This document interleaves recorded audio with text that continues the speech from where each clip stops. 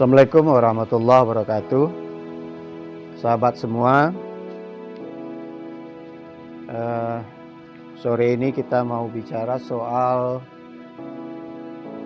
pemilu dan pemilih Indonesia. Kalau kita mau jujur bicara tentang fenomena pemilih dalam beberapa periode pemilu pasca reformasi, saya secara pribadi sebenarnya mengkategorikan pemilih itu ke dalam 3 kategori. Yang pertama yaitu pemilih pragmatis. Yang kedua pemilih apatis. Dan yang ketiga adalah pemilih Pancasilais. Izinkan saya jabarkan satu persatu. Pertama soal apa yang disebut dengan pemilih pragmatis. Pemilih pragmatis adalah pemilih yang sebenarnya menggunakan hak pilih yang tidak lahir dari kesadaran pribadinya, tapi lebih dipengaruhi oleh faktor-faktor pragmatisme atau faktor-faktor di luar dirinya atau di luar motivasi yang seharusnya dia miliki sebagai warga negara yang baik.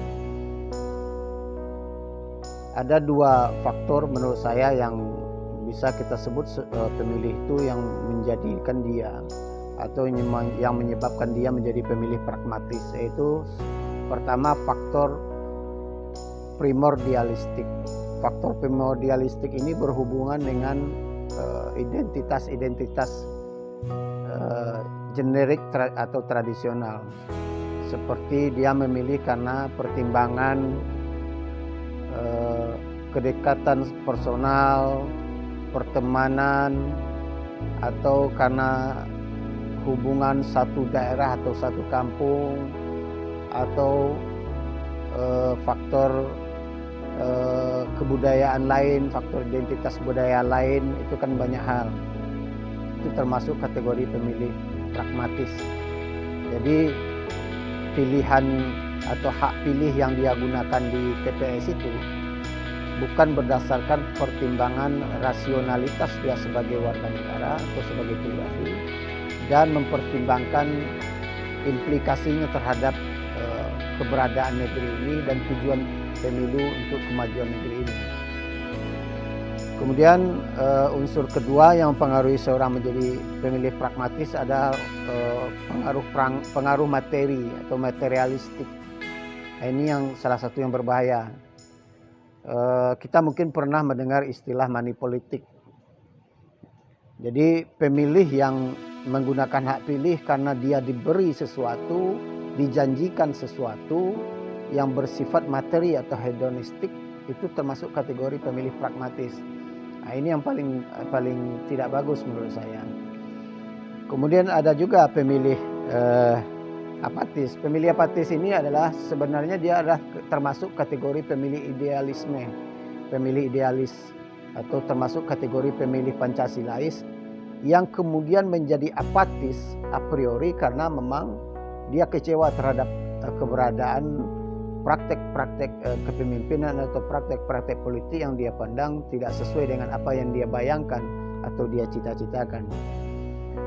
Pemilih apatis tidak lebih merusak sebenarnya daripada pemilih yang pragmatis materialistik. Pemilih apatis, tapi keduanya sama-sama tidak kita butuhkan. Karena apa? Karena yang kita butuhkan adalah pemilih yang menggunakan hak pilihnya dengan pertimbangan rasional demi kemajuan bangsa. Itu sebenarnya. Jadi orang-orang yang apatis dia kemudian menjadi tidak menggunakan hak pilih, atau biasa kita sebut sebagai orang yang golput dalam pemilu. Nah, ini juga tidak bagus. Karena apa? Golput tidak akan pernah sampai kapanpun jadi solusi. Dengan nalar sederhana begini, ketika orang baik, orang idealis tidak menggunakan hak pilihnya, maka akan tetap ada yang menggunakan hak pilih, yaitu orang-orang yang tidak idealis, orang-orang pragmatis.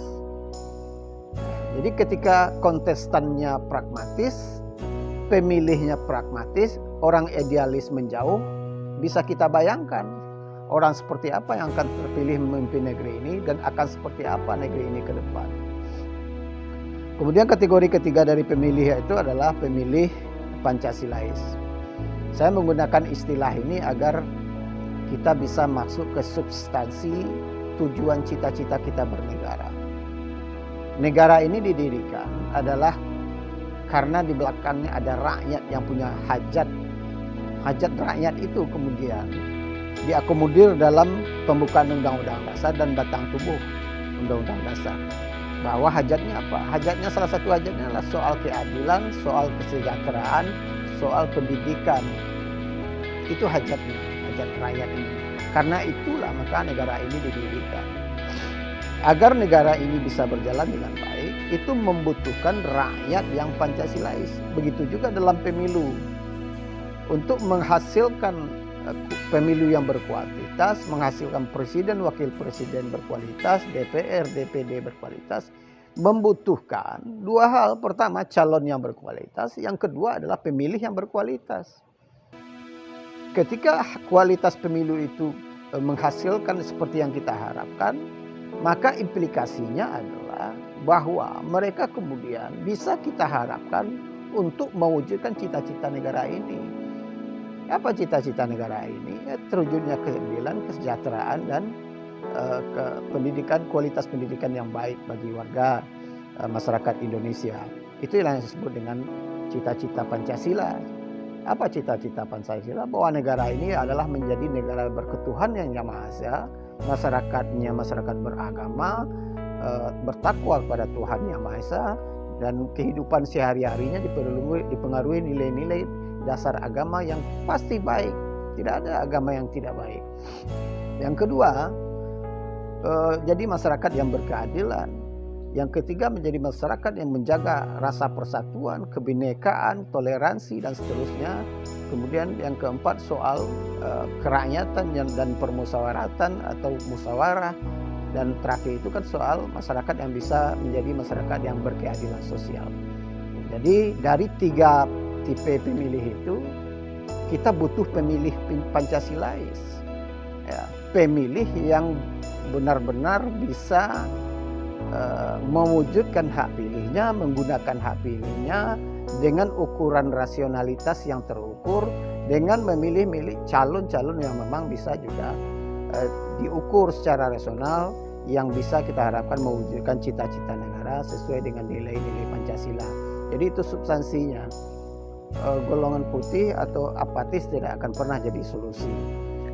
Ayo sahabat semua, gunakan hak pilih kita di pemilu 2024. Karena perubahan itu dalam sistem politik negara manapun, perubahan itu dimulai di pemilu saat Anda berada di TPS, dan pilihlah orang-orang yang Anda yakin dan Anda percaya bahwa dia akan bisa mengemban amanah ini sesuai dengan cita-cita proklamasi Undang-Undang Dasar 45 dan etika kehidupan Pancasila.